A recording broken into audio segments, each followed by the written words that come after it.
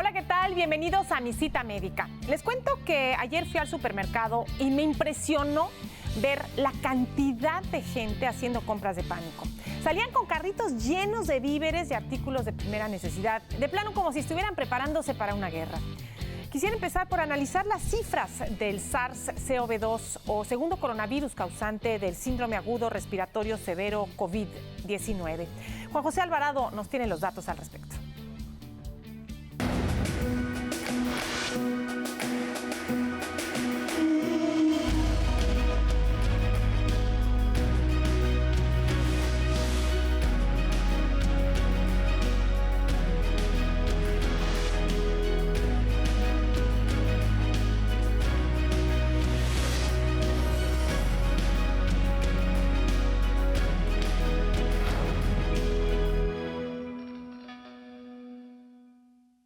De acuerdo con los investigadores médicos, la tasa de letalidad del nuevo coronavirus, denominado COVID-19, es menor en comparación con otras cepas de virus como el SARS.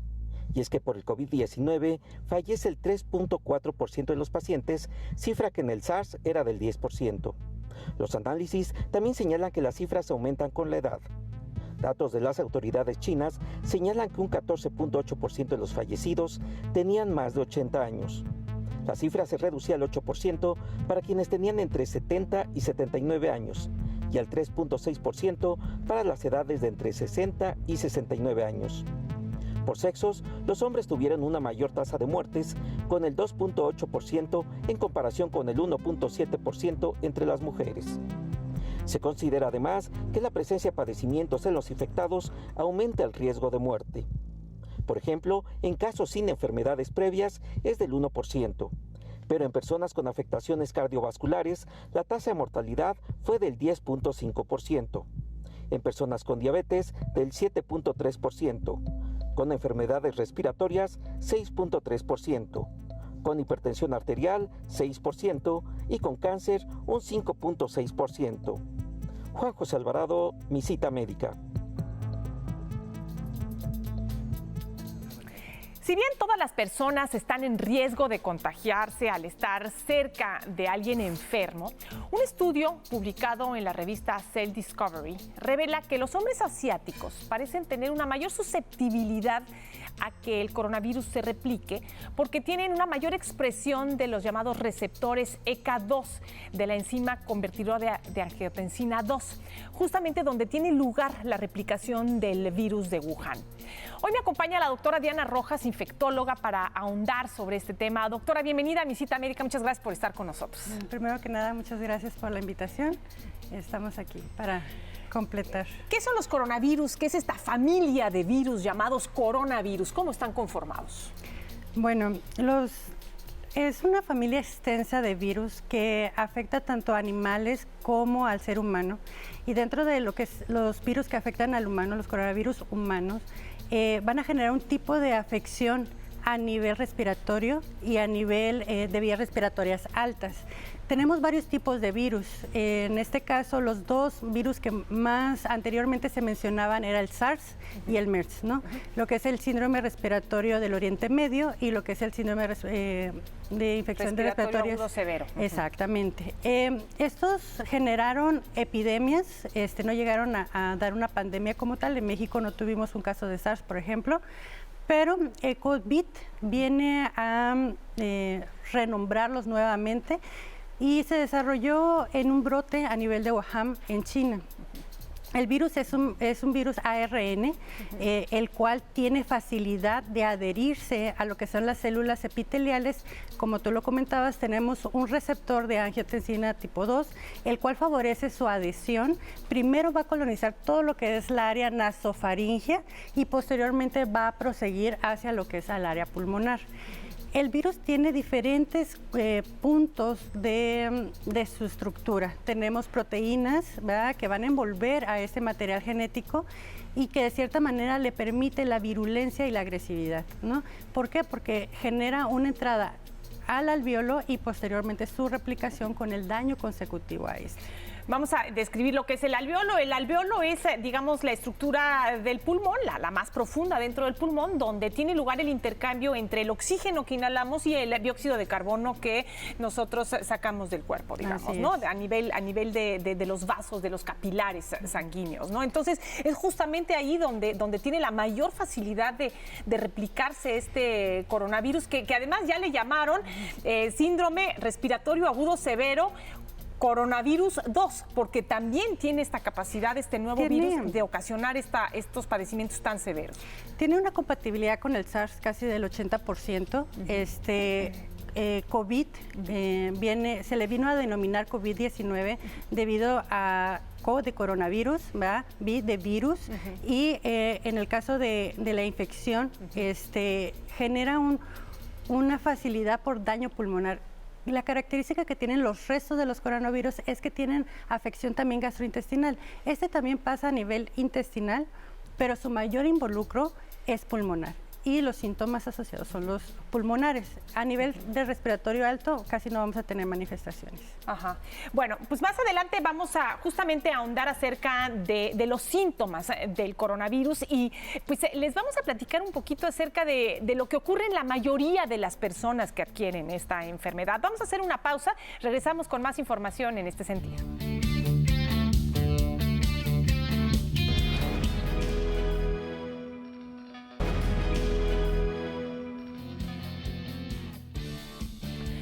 En la mayoría de los casos, los síntomas que presentan las personas con la infección por el coronavirus de Wuhan son leves.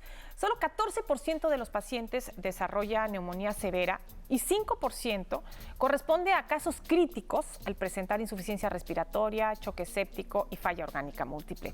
Doctora Rojas, ¿cuáles son las manifestaciones en la mayoría de los casos, en este 86% de los pacientes que se infectan con coronavirus, que son manifestaciones leves? ¿Cuáles son? Bueno, el espectro de enfermedad que tiene coronavirus es amplio. Tenemos pacientes que son portadores de virus, pero son asintomáticos, no van a desarrollar ninguna manifestación clínica. Tenemos aquel paciente que desarrolla un cuadro gripal manifestado por fiebre, malestar general, dolor articular, dolor muscular, dolor de cabeza. Puede tener rinorrea y salida de moco, ¿sí? La afección de dolor de la garganta se puede presentar en un cuadro leve, ¿sí? Cuando empezamos a tener una manifestación más severa, que se presenta 1 de cada 6 pacientes puede llegar a tener una neumonía, vamos a presentar tos seca, una tos que no es productiva. Esta tiene una característica importante con respecto, por ejemplo, a bacterias, donde la tos es productiva, sacamos moquito cuando tosemos. En este caso, no, vamos a tener tos seca. Y empezamos con una dificultad para respirar.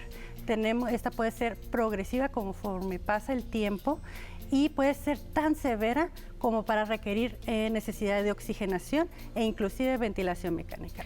Se habla de que cuando se presentan los síntomas severos, estos suelen aparecer después de 8 a 10 días, ¿no? Nosotros tenemos un periodo de incubación que va de 2 a 14 días. De que se empiecen a presentar los primeros síntomas, de que la persona entre en contacto con el virus y comienza a tener las primeras manifestaciones. Exacto. El periodo prodrómico, de 2 a 14 días. De 2 a 14 días podemos tener síntomas leves, ¿verdad? Pero en este transcurso podemos empezar con las manifestaciones. Ahora, por ejemplo, tenemos el caso de Washington, en donde fue el primer caso en Estados Unidos, que tuvo 6 días previos a la hospitalización y dentro de la hospitalización su severidad fue aumentando, ¿no? Dentro de los primeros 3 días el paciente requirió ya la ventilación mecánica e intubación. Entonces, esto nos habla el comportamiento relativamente agresivo a nivel pulmonar, ¿sí? Pasa muy rápido, vías respiratorias altas a pulmón, ¿sí? Entonces, los 3 puntos de síntomas son fiebre, tos seca y dificultad respiratoria. Comparado con influenza, que es otro de nuestros patógenos, no genera tantas manifestaciones de rinorrea o manifestaciones superiores, ¿no? Se enfoca totalmente a nivel pulmonar. Una cosa es también que podemos llegar a tener en las manifestaciones leves, diarrea, porque también se excreta el virus a nivel gastrointestinal, pero no siempre se va a presentar.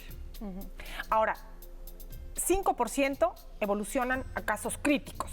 cuando comienza a haber un problema de septicemia, cuando comienza a haber falla orgánica múltiple.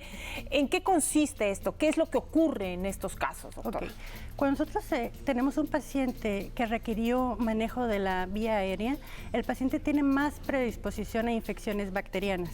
Con ello va a desarrollar también choque séptico, falla renal y falla cardiovascular. Esas son las dos afecciones más importantes que desarrolla el paciente con COVID-19, afección renal y cardiovascular, que llegan inclusive a generar la muerte. Si comparamos la mortalidad con los diferentes virus o coronavirus previos, no tiene una mortalidad tan alta, pero sí puede llegar a tenerla. Tenemos, como comentabas, 3.4% de mortalidad.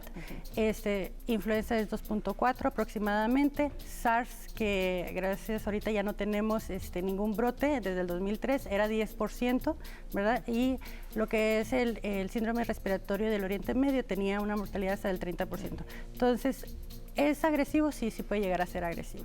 Bueno, aquí tenemos las cifras hasta este momento de cuántas personas en el mundo están infectadas. Esto es en tiempo real. Hay 92.750 personas infectadas hasta este momento. Hay registradas 3.163 muertes a causa del coronavirus de Wuhan. Hasta ahora, 48.141 personas están recuperadas, ya se recuperaron de la enfermedad, ya están sanas. 77 países son los afectados. En México tenemos 6 casos confirmados de coronavirus hasta este momento. Esto es lo que se ha reportado hasta este momento. Ahora, verdaderamente, bueno, pues vemos que sí hay países que tienen un número mucho mayor de coronavirus, como obviamente es el caso de China, como es el caso de Irán. Aquí lo vemos en el mapa. Italia también tiene pues más de 1.500 casos de coronavirus. En Estados Unidos, afortunadamente, se mantiene en menos de 100, pero vaya, sí tenemos que tomar ciertas precauciones y justamente de eso les vamos a hablar más adelante. Pero antes, doctora, algo que me gustaría destacar es, ¿quién tiene mayor susceptibilidad a que se complique? Hablábamos de que, bueno, los hombres asiáticos, y eso a lo mejor podría explicar un poquito el por qué el médico que dio la primera alerta de este coronavirus de Wuhan, un médico de 34 años de edad, que además lo obligaron a guardar silencio allá en China, y él murió justamente a causa del coronavirus. Esto podría explicar que los hombres asiáticos jóvenes, bueno, pues sí tienen este mayor número de receptores a nivel alveolar de los ECA2, pero ¿qué otro tipo de personas son más susceptibles a que la enfermedad se complique, llegue a severa o crítica? Ok. Nosotros tenemos, el COVID-19 puede afectar desde niños hasta adultos. Sin embargo, los pacientes, en este caso el género masculino, tiene una relación 2:1 con respecto a la mujer, una mayor predisposición. La edad promedio son 59 años. Se tiene una predisposición por los adultos. Y aquellos adultos que tienen comorbilidades, o sea, una enfermedad previa a la infección, como es una enfermedad pulmonar crónica, una enfermedad obstructiva pulmonar crónica, aquellos con enfermedad cardíaca, diabetes e hipertensión, pueden tener una mayor predisposición. Tenemos aquellos pacientes, por ejemplo, inmunosuprimidos, VIH, pacientes que tienen cáncer y que están en quimioterapia, también va a favorecer. Sin embargo, tenemos una ventaja. Los niños menores de 9 años no se han presentado cuadros tan severos y ellos no ha habido una mortalidad en niños menores de 9 años. Entonces, e incluso ha habido casos de niños que ni siquiera presentaron síntomas, que se ven el padecimiento, digamos, en una tomografía, que se ve la lesión pulmonar, pero ni siquiera presentaron síntomas. Aquí las defensas de la inmunidad innata que tienen nuestros niños, pues quiere decir que se defienden adecuadamente ante el virus. Sí. Lamentablemente hay personas con una mayor afección pulmonar o un mayor deterioro que hace la facilidad de no solamente tener el virus, sino coinfectarse con otros tipos de patógenos. Claro, y complicarse. Vamos a hacer un corte, regresamos con lo que se hace hasta este momento en materia de tratamiento y prevención, la vacuna. Regresamos.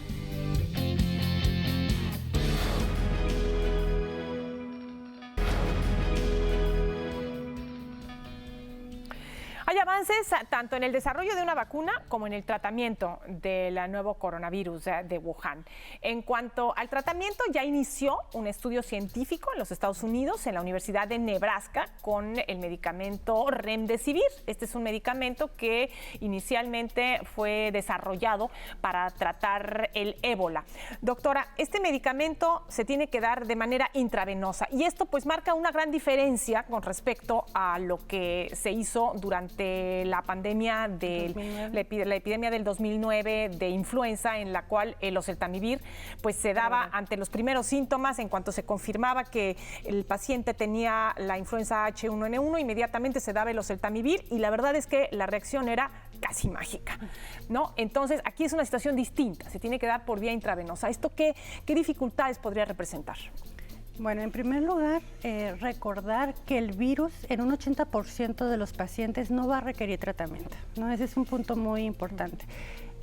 El 20% que vaya a requerir medicación se tendrá que realizar dentro de un área hospitalaria y con vigilancia epidemiológica, de tal manera de valorar los efectos adversos asociados a la medicación, porque es un nuevo medicamento que no existía previo a esta epidemia que se está generando. Entonces, los efectos que pudiéramos tener en cuestión de adquisición, por ejemplo, del medicamento, es que no va a ser tan fácil como el oseltamivir, que se toma en vía oral y que se toma a veces en domicilio, ¿no? En caso que el paciente requiera, por el estado de gravedad, un tratamiento intravenoso, tendrá que estar hospitalizado. Sí, eso es muy importante destacarlo porque pues finalmente marca una gran diferencia. Pero también sabemos que el medicamento, cuando se administra, porque se administró justamente a este paciente que llegó a los Estados Unidos, al estado de Washington, se le administró vía intravenosa el Remdesivir y tengo entendido que a las 24 horas tuvo una reducción importante de la fiebre y no presentó mayores efectos secundarios. Bueno, en el caso de este paciente, su evolución fue satisfactoria. O sea, el paciente logró, de cierta manera, aunque fue una estancia prolongada, llegó a remitir los síntomas. Sin embargo, es un caso aislado, no podemos hablar por el resto de la población. Tendríamos que ver cómo se comporta con un mayor porcentaje de personas. Claro. Sí, bueno, pues justamente por eso se están realizando los estudios científicos y bueno, pues en la Universidad de Nebraska ya iniciaron uno, hay otros en el mundo que están trabajando justamente en Canadá, inclusive México, entonces pues se está avanzando en este sentido para ver justamente el efecto real del medicamento y su beneficio para los pacientes con coronavirus. Ahora, con respecto a la vacuna, la compañía de biotecnología Moderna Therapeutic, basada en Cambridge, Massachusetts, ya desarrolló una vacuna y está por comenzar también un estudio en humanos para probarla. ¿Cuánto tiempo suelen durar estos estudios científicos, doctora, para demostrar la eficacia de una vacuna contra un virus? Bueno, las vacunas requieren diferentes fases de estudio, ¿no? La primera fase, que es a nivel animal, puede llegar a ser hasta de 6 meses. Cuando nosotros pasamos y se autoriza el uso de la vacuna a nivel de humano, puede llegar a pasar hasta 1 año para tener una vacuna adecuada y que tenga la protección adecuada para el resto de la población. Muchas veces quisiéramos que la vacuna saliera inmediatamente, pero no es así. Tendremos que hacer un proceso en donde las ventajas de la aplicación de la vacuna sea mayor. Tenemos la vacuna de influenza que se desarrolló y otro punto importante en cuestión de COVID es que la secuencia fue muy rápido, la secuencia genética de desarrollarse dentro de las primeras 2 semanas de la epidemia y esto favoreció la producción de las vacunas, ¿no? Entonces están en investigación. La vacuna yo creo que en 1 año ya va a estar. Sí. Bueno, vamos a hacer una pausa y vamos a regresar con lo que nosotros, usted, yo, la doctora, podemos hacer en materia de prevención en caso de estar cerca de alguien con coronavirus. Volvemos.